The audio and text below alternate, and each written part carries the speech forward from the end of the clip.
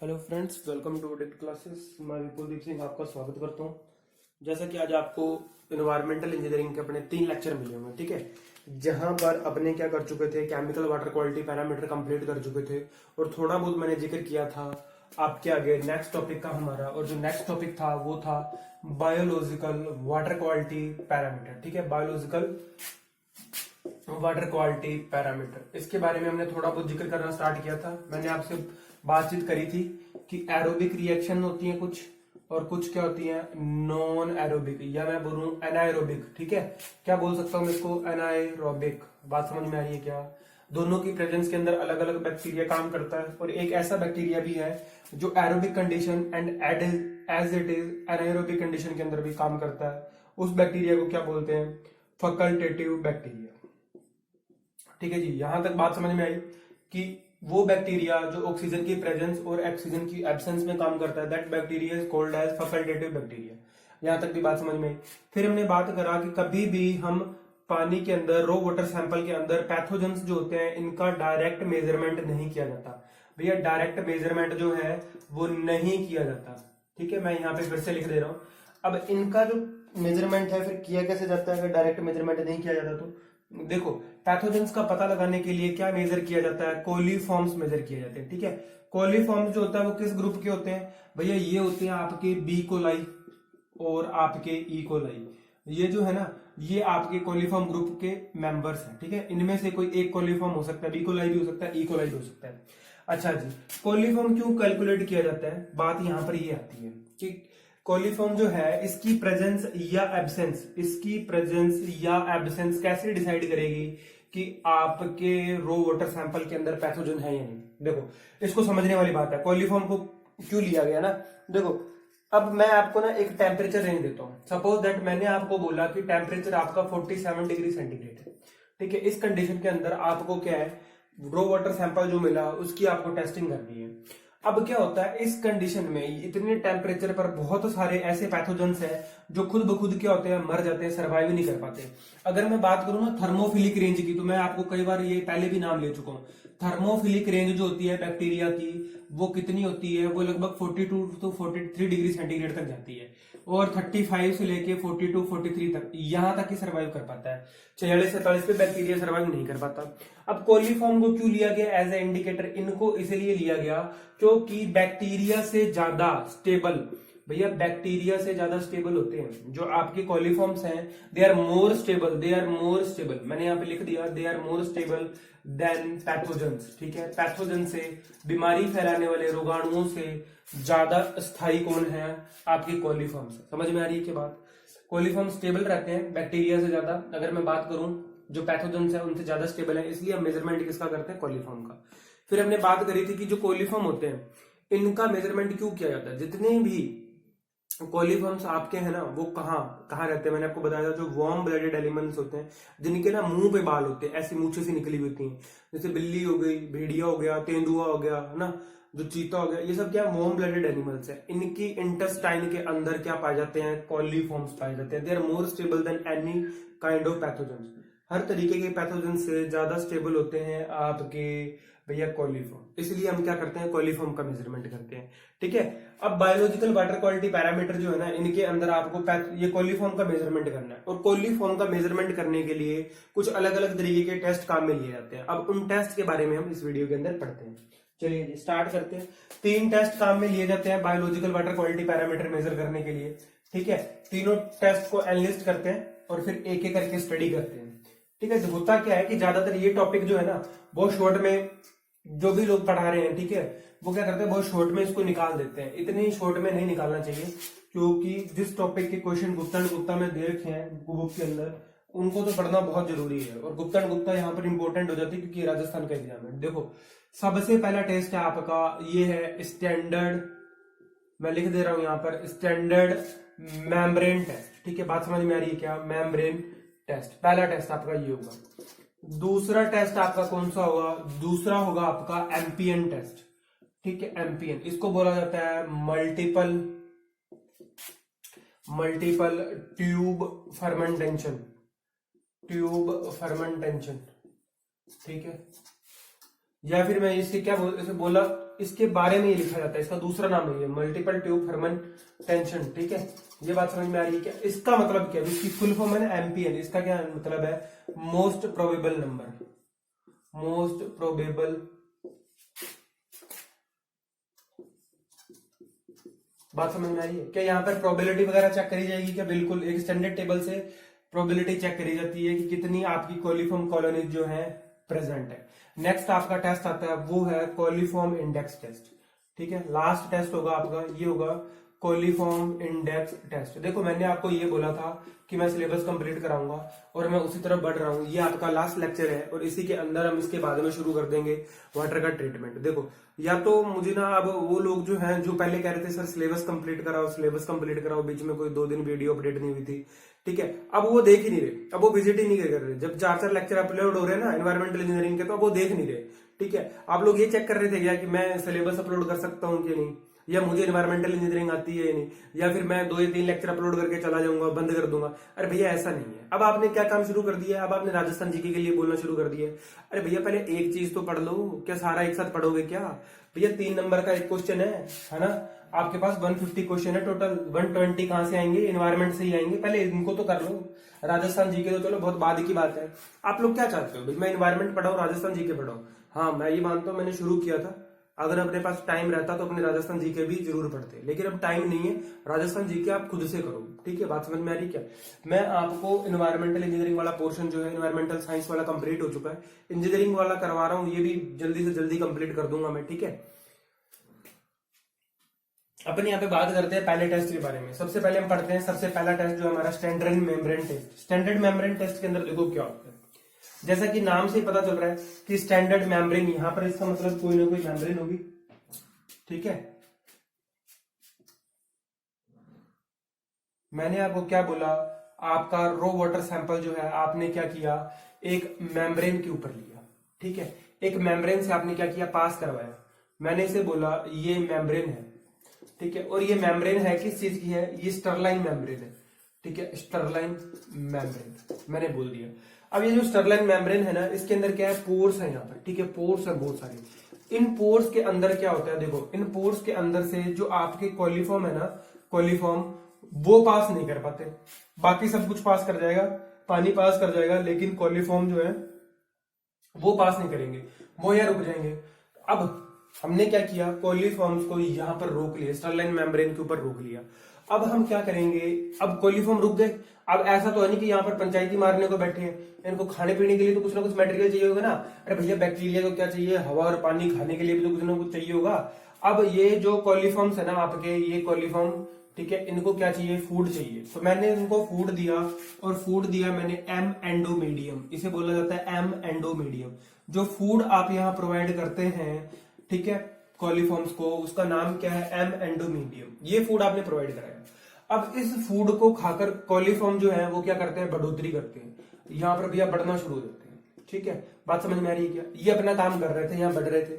आपने क्या कहा, अच्छा ऐसी बात है क्या, रुको तो मैं मजा चखाते हैं। आपने क्या किया, इनको इंक्यूबेट किया 35 डिग्री सेंटीग्रेड टेम्परेचर पर, और कितने टाइम तक, 24 आवर्स तक। बात समझ में आ रही है क्या?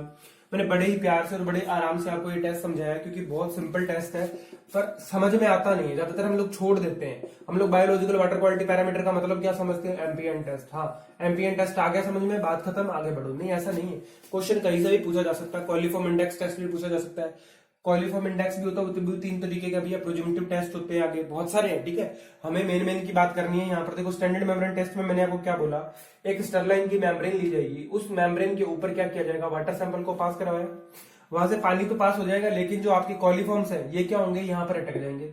अब ये अटक गए तो इनको सर्वाइव तो करवाना है ना, क्योंकि इनकी कॉलोनीज कोई तो हमने काउंट करना है। जितनी ज्यादा आपके पास कॉलीफॉर्म की क्या होंगी, कॉलोनीज होंगी, यहाँ पर डेवलप होंगी, उतने ही चांसेस होंगे यहाँ पर पैथोजन मिलने के और ना मिलने के, दोनों चीजें हो सकती है, ठीक है।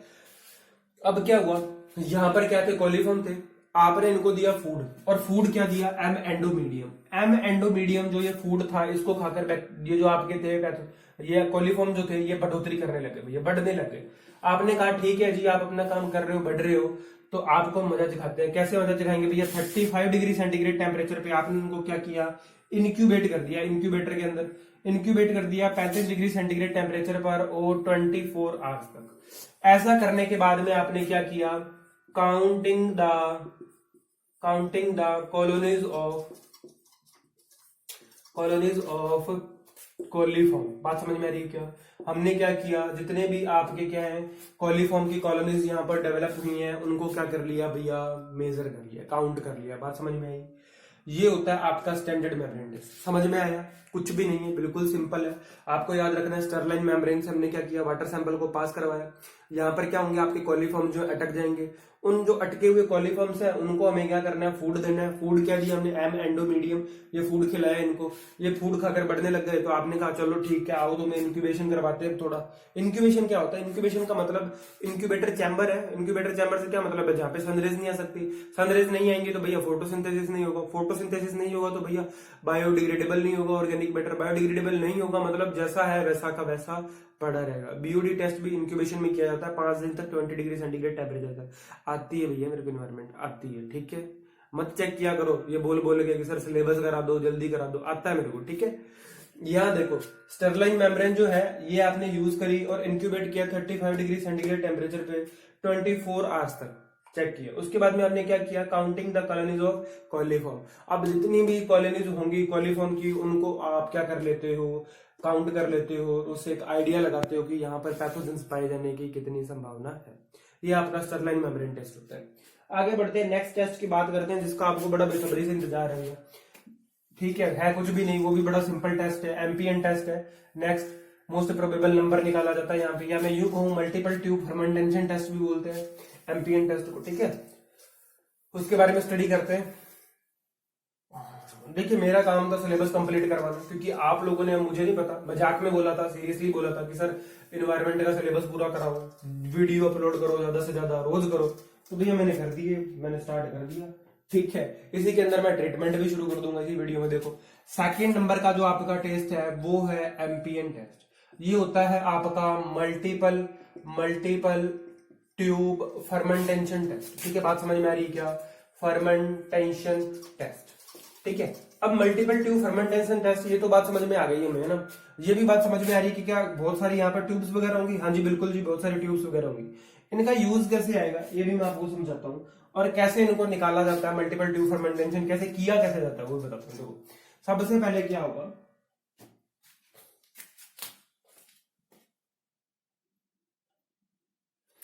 देखो इस टेस्ट के अंदर क्या होगा, यहां पर आप लोग क्या करोगे, यहां पर आप मिक्स करोगे भैया रो वाटर सैंपल।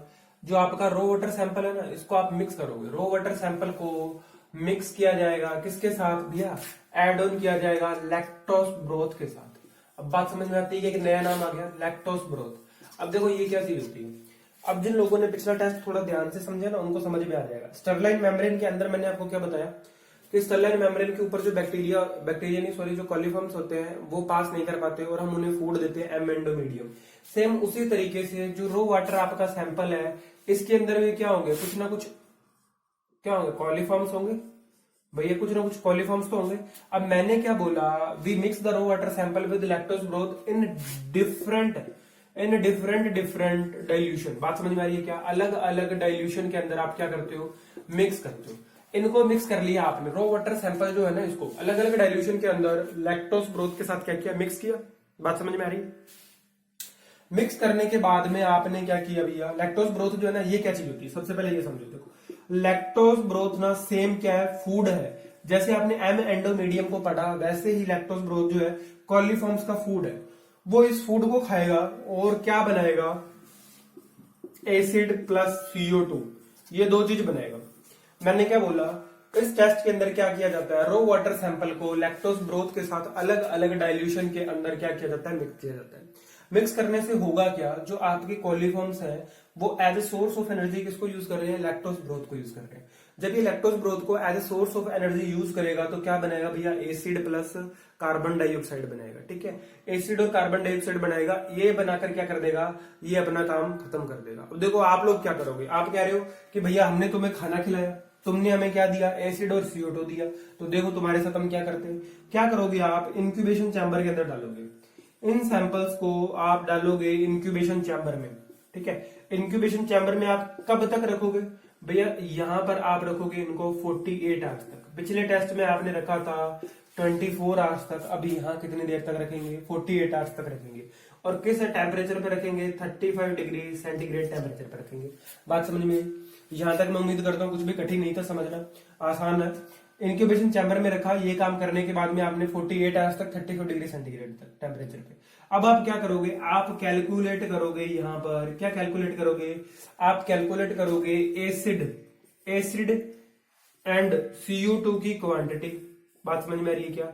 आप अब ढूंढने क्या निकलोगे? आप ढूंढने निकलोगे यहाँ पर कि कितना एसिड बनाया है। जो कोलिफॉर्म्स हैं उन्होंने कितना एसिड क्रिएट किया है, जितना भी उन्होंने एसिड क्रिएट किया है उतने ही कोलिफॉर्म नंबर होंगे।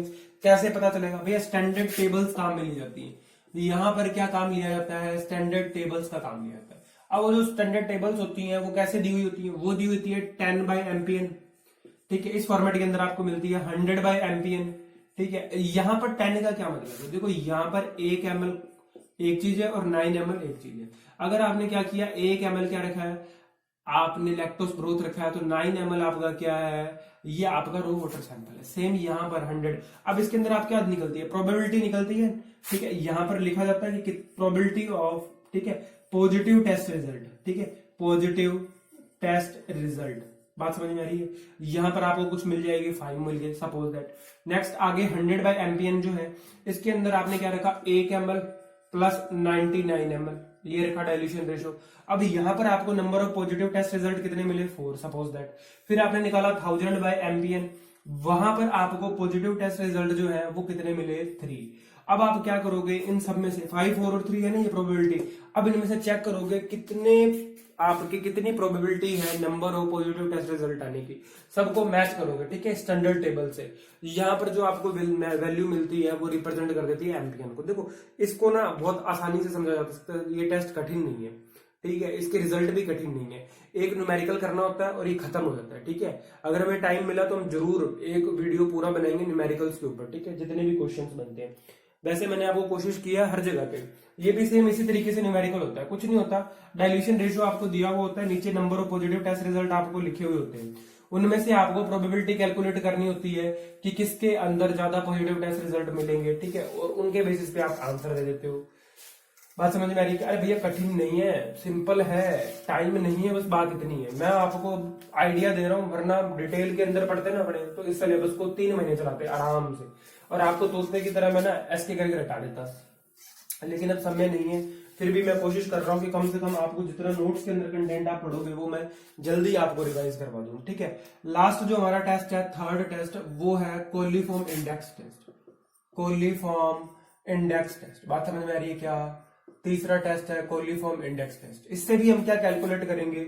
इससे भी हम कैलकुलेट करते हैं भैया, कोलिफॉर्म कैलकुलेट करते हैं। देखो अब ये जो टेस्ट है ना, ये क्या है? बिल्कुल अपोजिट है किसका? एमपीएन टेस्ट का। मैंने क्या बोला? इट इज द ऑब्सोलीट, ठीक है, ऑब्सोलीट ऑफ एमपीएन टेस्ट, ठीक है। एमपीएन टेस्ट का क्या है? ये ऑब्सोलीट है। देखो कोलिफॉर्म इंडेक्स टेस्ट जो है ना वो आपका एमपीएन टेस्ट का क्या है? ऑब्सोलीट है। ऑब्सोलीट मैंने क्यों बोला? क्योंकि कोलिफॉर्म इंडेक्स टेस्ट के अंदर आप क्या निकालना चाहते हो? यहाँ आप स्मॉलेस्ट क्वांटिटी निकालना चाहते हो, जो आपको क्या देगा? पॉजिटिव, ठीक है, पॉजिटिव टेस्ट रिजल्ट दे रहा है, ठीक है। बात समझ में आ रही है क्या? यहाँ पर आप क्या निकाल रहे हो? स्मॉलेस्ट क्वांटिटी ऑफ सैंपल निकाल रहे हो, जो आपको क्या देगा? पॉजिटिव टेस्ट रिजल्ट देगा। किसके लिए? कोलिफॉर्म के लिए। बात समझ में आ रही है क्या?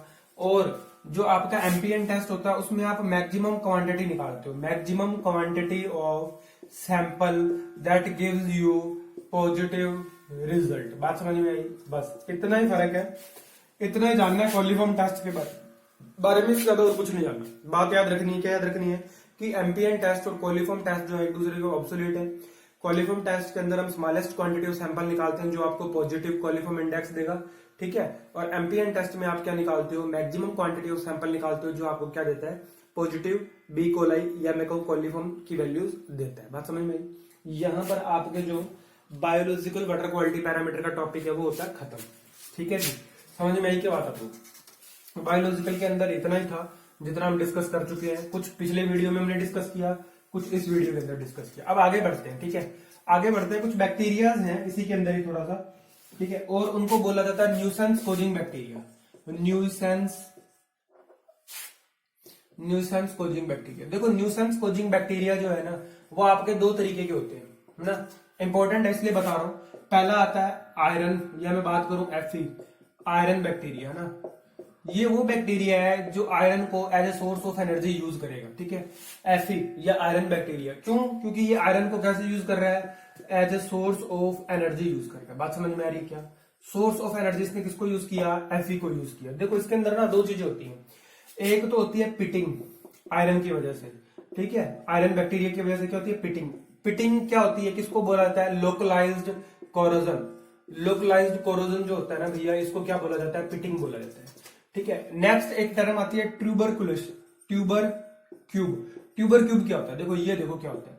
ट्यूबर क्यूब किसे बोला जाता है? जब आपका FeOH होल थ्राइस जो है ना, ये आपका प्रिसिपिटेट बनकर पाइप के अंदर जमने लगता है, ठीक है, बॉटम के अंदर, इसे क्या बोला जाता है? ट्यूबर क्यूब बोला जाता है। आप कहोगे सर ये तो एज सेम है, बिल्कुल सेम, कुछ मिलता जुलता प्रोसेस है इंक्रस्टेशन ऑफ पाइप से। बिल्कुल जी सेम ही है प्रोसेस, कुछ नहीं होता। वहां पर आपके पास प्रिसिपिटेट कुछ अलग तरीके का होता है। यहाँ पर जो आपका प्रिसिपिटेट है वो कौन है? यहाँ आपका फेरस हाइड्रोक्साइड है। बात समझ में आ रही है क्या? FeO जो होल थ्राइस है जो पाइप के अंदर बॉटम में जम गया। बात समझ में आ रही है? ऐसा बैक्टीरिया जो आपको क्या कर रहा है? आयरन कंपोनेंट को या आयरन को क्या कर रहा है? As a source of energy use कर रहा है। वो आपको पिटिंग करता है पाइप्स के अंदर, लोकलाइज्ड कोरोजन होता है मेटल के ऊपर। और दूसरी चीज क्या करता है? Tuber cube. ट्यूबर क्यूब का मतलब क्या? जब FeOH होल थ्राइस किसी भी मेटल के ऊपर जमने लगता है या पाइप के अंदर जम रहा है तो इसे क्या बोला जाता है? आपका ट्यूबर क्यूब बोला जाता है। बात समझ में आई क्या? ये था आपका न्यूसेंस कोजिंग बैक्टीरिया पहला, जिसको बोला जाता है आयरन बैक्टीरिया। सेकंड आता है आपका सल्फर खाने वाला बैक्टीरिया, ठीक है। अब ये जो सल्फर खाने वाला बैक्टीरिया ना, सल्फर बैक्टीरिया, ये क्या करेगा? सल्फर को as a source of energy use करेगा। जब इसने सोर्स ऑफ एनर्जी किसको यूज किया? सोर्स ऑफ एनर्जी सल्फर को यूज किया। किसको? सल्फर को यूज कर लिया सोर्स ऑफ एनर्जी। तो ये क्या करेगा? देखो ये क्या प्रॉब्लम क्रिएट करता है। जो आपका कंस्टिट्यूएंट कंक्रीट के अंदर आपने यूज किया, ठीक है, मैंने क्या बोला? कंक्रीट को यूज करते टाइम जो आपने कंस्टिट्यूएंट यूज किए थे, ठीक है, उसका वॉल्यूम मैंने बोला X था, ठीक है। जब आपने यूज किया था तब उसका वॉल्यूम क्या था? X था। अब अगर वहां पर क्या है? सल्फर बैक्टीरिया, तो ये क्या करेगा? सल्फर को खा जाएगा और खाकर क्या कर देगा? वहां पे ऑक्सीडाइज होगा। सल्फर को ऑक्सीडाइज करेगा, खुद खाएगा, फिर उसको ऑक्सीडाइज कर देगा, क्योंकि इसको एयर तो चाहिए। वहां पे सल्फेट अटैक हो जाएगा। सल्फेट अटैक का क्या मतलब है? कि वो कंस्टिट्यूएंट कंक्रीट के अंदर जिनका वॉल्यूम पहले X था, अब वो क्या हो जाएंगे? स्वेल हो जाएंगे। स्वेल का मतलब उनका वॉल्यूम क्या हो जाएगा? प्लस हो जाएगा, इंक्रीज हो जाएगा। और जब किसी चीज की जगह मैंने बोला X mm थी, ठीक है, किसी जगह पे वो टिकी हुई थी, उसकी जगह क्या थी? X mm थी, उसका प्लेस जो था। अब आपने उसका वॉल्यूम जो है वो बढ़ा दिया, X प्लस वाई mm कर दिया। अब X के अंदर जब X प्लस वाई को पुट करेंगे तो क्या होंगे? वहां पर क्रैक्स डेवलप हो जाएंगे, ठीक है। बात समझ में आ रही क्या? वॉल्यूम इंक्रीज हुआ, अब क्या होंगे? उसी कॉन्क्रीट के अंदर वहां पर क्रैक्स आ जाएंगे। और क्रैक्स आए क्यों? क्योंकि वॉल्यूम क्या हो गया? एक्सपेंड हो गया। और इसको क्या बोलते हैं? Sulphur bacteria. बात समझ में आई क्या? As a source of energy उसने किसको यूज किया? सल्फर को यूज किया। बात समझ में आ रही है? इसको सल्फेट अटैक भी बोलते हो आप, कई बार SO4 भी बोलते हो। कॉन्क्रीट जो होता है वो क्या होता है?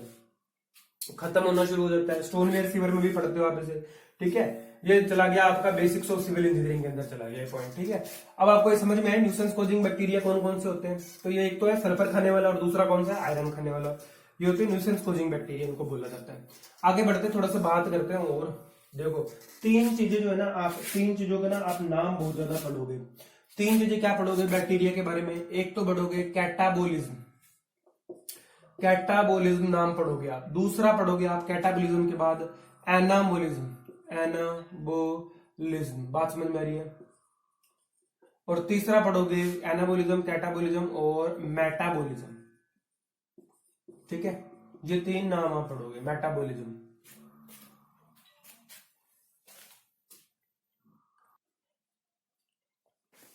देखो यहाँ पर तीन टर्म्स है ना, आपको परिचित होना बहुत जरूरी है। कैटाबोलिज्म, एनाबोलिज्म और मेटाबोलिज्म। देखो कैटाबोलिज्म क्या होता है?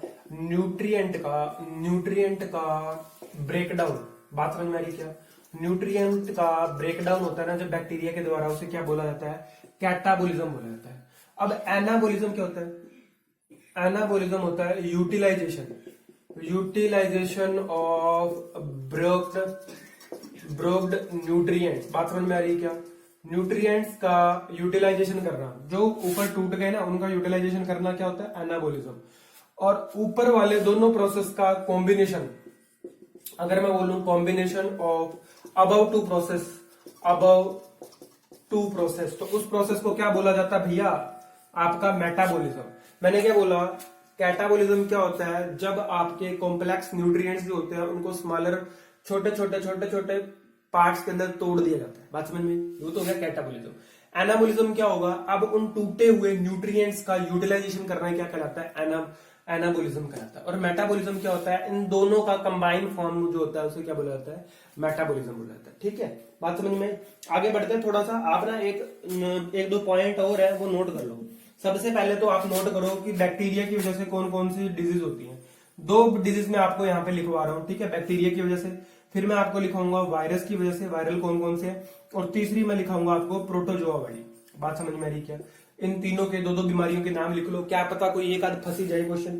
ठीक है, सबसे पहले बैक्टीरिया की वजह से कोलेरा और डिसेंट्री, ये नोट करेंगे, कोलेरा और डिसेंट्री, ये दो रोग जो है ना आपके, ये क्या है, बैक्टीरिया जनक है। अब आते हैं वायरस पे, वायरस के अंदर पोलियो, मलेरिया, बात समझ में आ रही है, और लास्ट आपका है प्रोटोजोआ।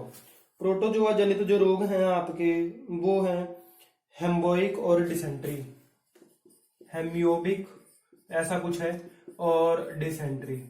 ये डिसेंट्री जो ऊपर भी थी और ये इधर नीचे भी आ गई क्या, डिसेंट्री, बिल्कुल जी, डिसेंट्री दोनों जगह आई है। इसके अलावा यहाँ पर आप क्या रख सकते हो, जॉन्डिस को भी रख सकते हो, पीलिया को भी रख सकते हो। बात समझ में आ रही क्या, ये आपको ना थोड़ा सा याद रखना है, बेसिक्स जो मेरे पास नोट्स में लिखे हुए हैं ये तो आपको पक्का याद होना चाहिए। बैक्टीरिया से कौन से होते हैं, कोलेरा और डिसेंट्री, फिर मैंने बोला वायरस वाले पोलियो, मलेरिया और जॉन्डिस, फिर प्रोटोजोआ जनित कौन से हैं, होम्योबिक और डिसेंट्री। वापस से बात समझ में आ रही है क्या, ये सारा प्रोसेस आपको याद हुआ। यहाँ पर आपका वाटर क्वालिटी पैरामीटर वाला, रो वाटर क्वालिटी पैरामीटर वाला चैप्टर खत्म होता है। ठीक है जी, अब आगे शुरू होगा ट्रीटमेंट। अब हम करेंगे ट्रीटमेंट, बात समझ में आ रही। चलिए आगे बढ़ते हैं, बिना समय व्यर्थ किए ट्रीटमेंट की बात करते हैं। ट्रीटमेंट के ऊपर चलते हैं, बड़ा बेसब्री से इंतजार था बहुत सारे लोगों को कि सर ट्रीटमेंट कब पढ़ाओगे। लो जी, ट्रीटमेंट भी आ गया, देखते हैं आप क्या रिस्पॉन्स करते हो ट्रीटमेंट को, है ना। देखो वाटर का जो ट्रीटमेंट है ना, मैंने बोला अगर आपको क्या करना है, रो वाटर का ट्रीटमेंट करना है ना, रो वाटर को ट्रीट करना है या उसका ट्रीटमेंट करना है, तो ये डिपेंड करता है कि आप वाटर को किस सोर्स से लेके आए हो। भैया वाटर के सोर्स पे डिपेंड करेगा कि आपको किस हिसाब का ट्रीटमेंट देना है। मैंने क्या बोला, आपको अगर ट्रीटमेंट करना है वाटर का, तो वाटर के सोर्स पर डिपेंड करता है। ये बात कहां भैया डिपेंड करती है, सोर्स पर डिपेंड करती है। ठीक है, फिर पहली बात तो ये थी।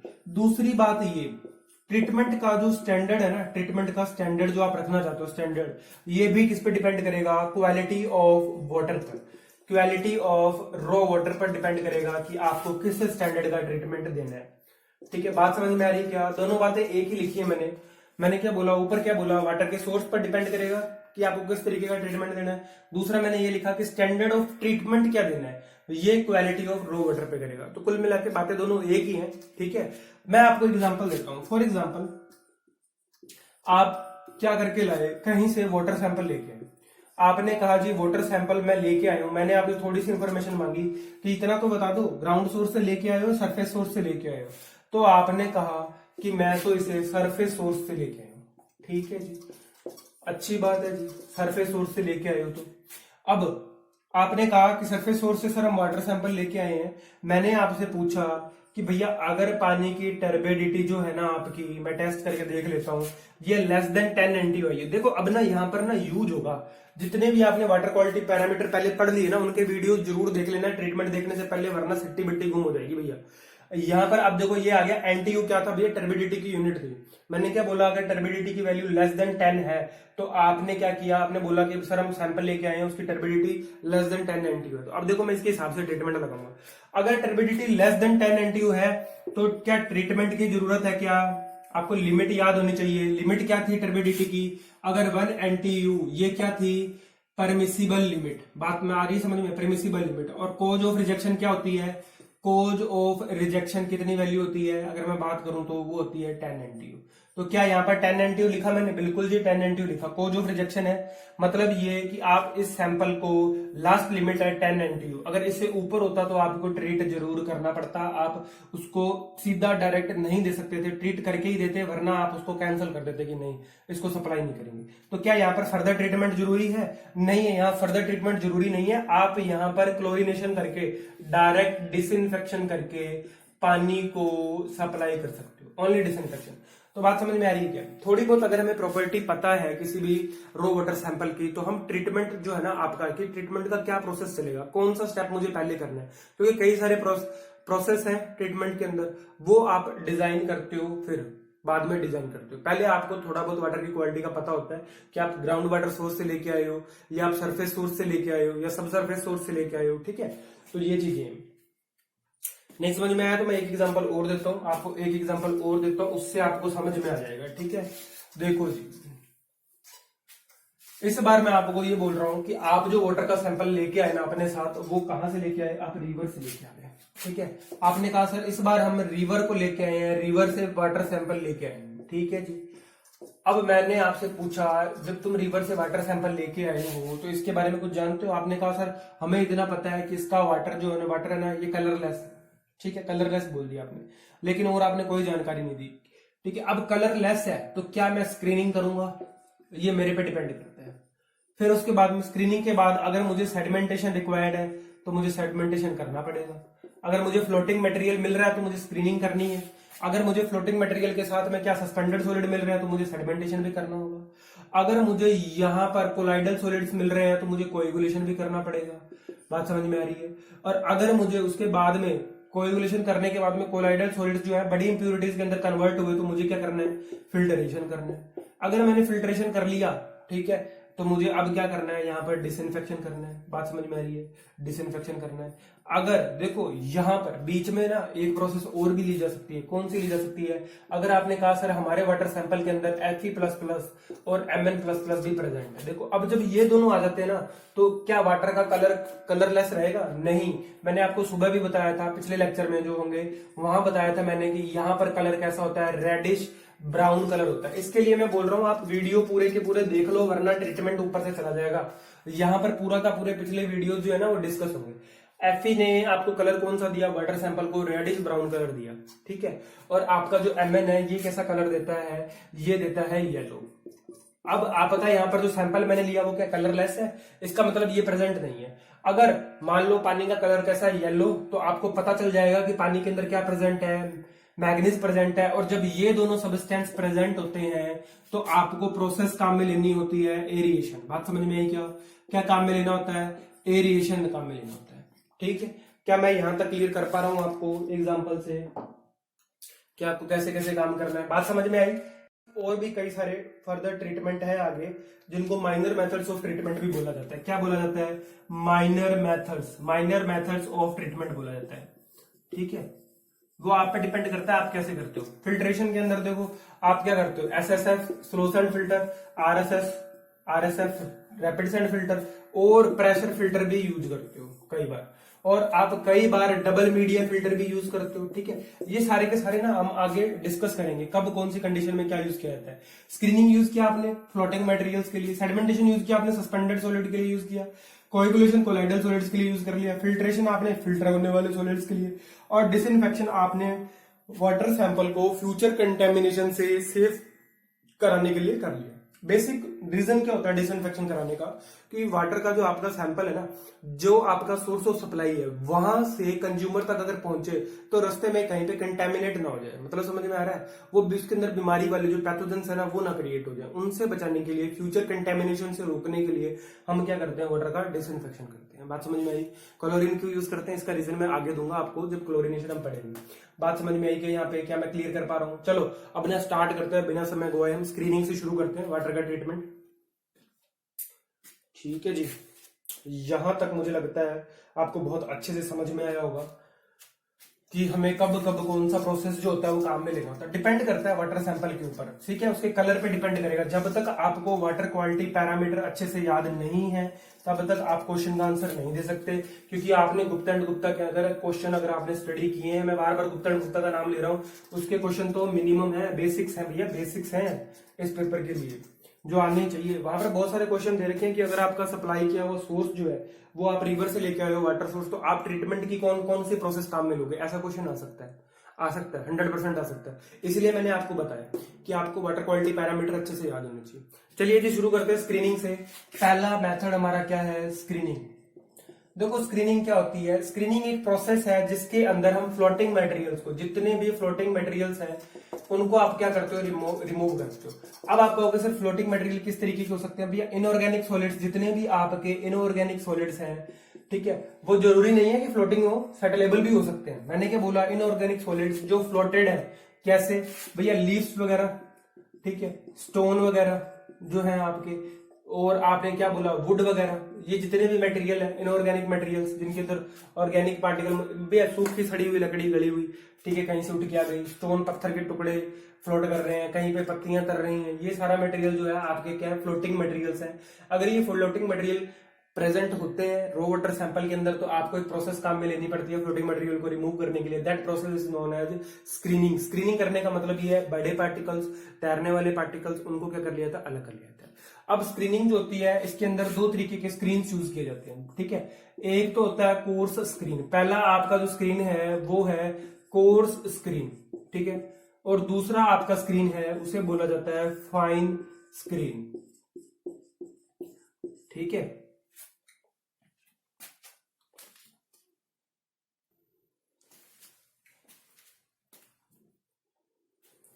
चलिए जी बात करते हैं। अब सबसे पहले मैंने आपको बताया स्क्रीन दो तरीके के यूज किए जाते हैं।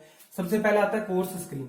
यहाँ पर ना कुछ डेटा है कोर्स स्क्रीन का और फाइन स्क्रीन का जो आपको याद करना है। देखो कोर्स स्क्रीन के लिए मैंने आपको क्या बोला, बड़ी बड़ी क्या होती हैं, मेटल की बार्स होती हैं जिनको इस्तेमाल किया जाता है, ठीक है। बड़ी बड़ी मेटल्स की बार होती है जिनसे एक जाली का निर्माण किया जाता है। भैया जाली आपने देखी होगी ना, आपके घरों के ऊपर ओरिएंटेशन के लिए, सनलाइट के लिए जो जाली लगी होती है, वैसे ही जाली यूज करी जाती है स्क्रीनिंग के लिए। ये जो आपके आयरन के रोड्स होते हैं इनका डायमीटर होता है 25 mm, और इनके बीच में एक रोड से दूसरे रोड के बीच के अंदर जो स्पेसिंग होती है, ये स्पेसिंग होती है आपकी 100 mm तक। भैया मैक्सिमम कहां तक जा सकती है स्पेसिंग, 100 mm तक जा सकती है। अब क्या ये वर्टिकल डायरेक्शन के अंदर लगे होते हैं, नहीं। जो आपके कोर्स स्क्रीन के अंदर मेटल की रोड लगी हुई हैं जो आप देख रहे हो, ये रोड्स वर्टिकल डायरेक्शन में नहीं लगी हुई। कैसे लगी हुई है, ये इनक्लाइंड लगी हुई है, ठीक है। मैं यहाँ पे थोड़ा सा साफ कर रहा हूं, कैसे लगी हुई होती है, ये इनक्लाइंड लगी हुई होती है, इनक्लाइंड लगी होती है। अगर ये इनक्लाइंड लगी होती हैं तो इसका रीजन भी पढ़ना है, और कितने डिग्री पर ये लगी हुई होती हैं ये भी जानना है। देखो भैया ये होती हैं 3 से लेके, अगर मैं बात करूं 6 वर्टिकल से 1 हॉरिजॉन्टल, बात समझ में आ रही है, 3 से लेके 6 वर्टिकल और 1 हॉरिजॉन्टल, ये इसका रेशियो है, याद रह जाएगा। अब इसको इंक्लाइंड लगाया क्यों जाता है, देखो बात सुनो। ये मैंने बोला एक जाली है जहां पर आप स्क्रीनिंग करा रहे हो, और ये इसमें क्या है, आपको ये दिखाई दे रहे हैं आपके जो लगे हुए हैं कोर्स स्क्रीन, ठीक है। ये डंडे दिखाई दे रहे हैं जिनको आपने क्या बोला, आयरन की रोड बोला, ये इस तरीके से लगे हुए हैं। अगर ये वर्टिकल होते, बात समझ रहे हो, अगर ये वर्टिकल होते तो क्या आप इनके अंदर आप अपना फावड़ा जो होता है, देखो ऐसा कुछ ऐसा देखा होगा ना आपने, ये इस टाइप का एक फावड़ा होता है, ये फावड़ा जो होता है ना, इससे क्या किया जाता है, इन जालियों को साफ किया जाता है। अगर ये डंडे जो है आपके मेटल की रोड जो है वर्टिकल डायरेक्शन के अंदर होती, क्या आप इसको घुसा पाते के अंदर, नहीं ना। देखो जब भी ये मैंने बोला ये वर्टिकल है और ये भी वर्टिकल है, ये भी स्ट्रेट है, जब ये यहाँ जाएगा ये निकालने की कोशिश करेगा, इसको टेढ़ा करना पड़ेगा, तो क्या निकाल पाएगा, क्या नहीं। अगर आपके ये डंडे यूं है तो अब ये जो मैंने घुसाया अंदर, यहाँ पर ये जो फावड़ा मैंने अंदर घुसाया, जो शोवल अंदर डाली, वो ज्यादा डेप्थ तक जाएगी अंदर, अच्छे से क्लीन करेगी, बस यही मैकेनिज्म है भैया। ये जो प्रोसेस है इस शोवल से इन कोर्स स्क्रीन्स को साफ करने की प्रोसेस जो होती है उसे बोला जाता है रैकिंग। रैकिंग मेथड है जिससे आप क्या करते हो, इन कोर्स स्क्रीन्स को क्या करते हो, साफ करते हो। इनके लिए स्लोप कितनी ली जाती है, 3 से 6 वर्टिकल रेशो 1 हॉरिजॉन्टल, ये स्लोप रखी जाती है। बात समझ में आ रहा है क्या। अब मैंने क्या बोला आपको, यहां पर वाटर का लेवल कुछ और था, ठीक है, बात समझ में आ रही है। ये स्क्रीन लगा हुआ था, इसके बाद में जो पानी निकल रहा है उसका लेवल कुछ ये है। ऐसा क्यों, क्योंकि यहाँ पर तो क्या है, हम सस्पेंडेड पार्टिकल्स को रोक रहे हैं, फ्लोटिंग मटेरियल को रोक रहे हैं। अगर वो रुकेंगे तो यहाँ पर वाटर का लेवल क्या है, अप है, और इधर क्या होगा, नीचे होगा। तो मैंने बोला यहाँ पर कुछ वेलोसिटी अलग होगी वाटर की, और यहाँ पर वेलोसिटी जो है वो क्या होगी, कुछ अलग होगी। हम यहाँ बात कर रहे हैं कि आपने क्या किया, देखा यहाँ पर वाटर का लेवल कुछ हो रहा है, यहाँ पर वाटर का लेवल कुछ हो रहा है। देखो मैंने इसको बोला V2 और इसे बोला V1। अब देखो जब दोनों की वेलोसिटी अलग अलग है तो यहाँ पर जो हेड डेवलप हुआ है, यहाँ पर जो हेड है क्या इस हेड के बराबर है क्या, नहीं। यहाँ पर हेड जो आपको मिला है ये ज्यादा होगा, और ये जो हेड है आपका ये क्या होगा, कम होगा। तो क्या यहाँ पर कुछ ना कुछ हेड का लॉस हो रहा है, बिल्कुल जी, इस हेड का लॉस हो रहा है यहाँ पर। तो ये हेड लॉस हम निकाल सकते हैं, कैलकुलेट कर सकते हैं, बिल्कुल जी कर सकते हैं। देखो इस हेड लॉस को कैलकुलेट किया गया और इसको एक फॉर्मूला की फॉर्म के अंदर डेवलप कर लिया गया। वो मैं आपको यहां देने जा रहा हूं, वो आपको एज इट इज याद रखना है, उसका डेरिवेशन नहीं पूछा जाएगा। हेड लॉस स्क्रीन से पानी निकलने से पहले और उसके बाद में जो हेड लॉस हुआ उसको मैं बता रहा हूं आपको कितना हुआ। देखो head loss is equal to V²2 minus V²1 upon 2G, ठीक है, इसकी फॉर्म के अंदर हेड लॉस हुआ। अगर इसे कैलकुलेट किया जाए कुछ मैकेनिज्म लगाकर, ठीक है, मैथमेटिकल स्टैंडर्ड वैल्यूज जो है, स्टैंडर्ड ये लिया गया होगा, डाया स्टैंडर्ड लिया गया होगा सब कुछ, उस टाइम पे कैलकुलेट किया गया तो हेड लॉस की वैल्यू निकल कर आई 0.0729 V²। बात समझ में आ रही है क्या, ये वैल्यू जो है आपकी आ गई V²2 माइनस V²1। बात समझ में आई, ये आपका वैल्यू आ गया। इसे आप याद रखेंगे। समझ में आ रहा है क्या, कुछ यहां पर था क्या, कुछ और भी जो आपको लग रहा है कि हाँ कठिन है सर, मेरे हिसाब से कोर्स स्क्रीन के अंदर इससे ज्यादा नहीं होगा। देखो कोर्स स्क्रीन को साफ करने की प्रोसेस जो होती है वो क्या कहलाती है, रैकिंग कहलाती है। इनक्लाइंड क्यों लगाए जाते हैं कोर्स स्क्रीन, इसलिए लगाए जाते हैं ताकि efficiency of removal of suspended particles, जो आपके फ्लोटिंग मटेरियल्स हैं उनको रिमूव करने की एफिशिएंसी बढ़ाने के लिए, उनके रिमूवल की एफिशिएंसी बढ़ाने के लिए हमने क्या किया, इनको इंक्लाइंड लगाया। अब आप पूछोगे सर इंक्लाइंड का एंगल कितना होता है, अरे भैया 45 से लेके 60 डिग्री तक एंगल आप रख सकते हो इसका, ठीक है। इसमें क्या होगी, आपको एफिशिएंसी ज्यादा मिलेगी। स्लोप क्या रखी जाती है भैया, 3 से लेके 6 वर्टिकल रेशियो 1 हॉरिजॉन्टल रखी जाती है। अब यहाँ पर हेड लॉस का फॉर्मूला क्या बन गया, अरे भैया वैल्यू पुट कर दी V²2 minus V²1, standard value put करी 2 इंटू जी की वैल्यू कितनी होती है 9.81, ये पुट कर दिया और डिवाइड कर दिया तो यहाँ से कितनी निकल के आ जाएगा 0.0729 V²2 माइनस V²1। ये क्या है आपका हेड लॉस है कोर्स स्क्रीन की वजह से, ठीक है। कोर्स स्क्रीन के अंदर जो हेड लॉस हुआ वो आपने किससे दिया 0.0729 V²2 माइनस V²1, ठीक है। ये पूरा का पूरा कॉन्सेप्ट था आपका कोर्स स्क्रीन के बारे में। आगे बढ़ते हैं और बात करते हैं फाइन स्क्रीन की, कि फाइन स्क्रीन के अंदर हमें क्या पढ़ना है, ठीक है।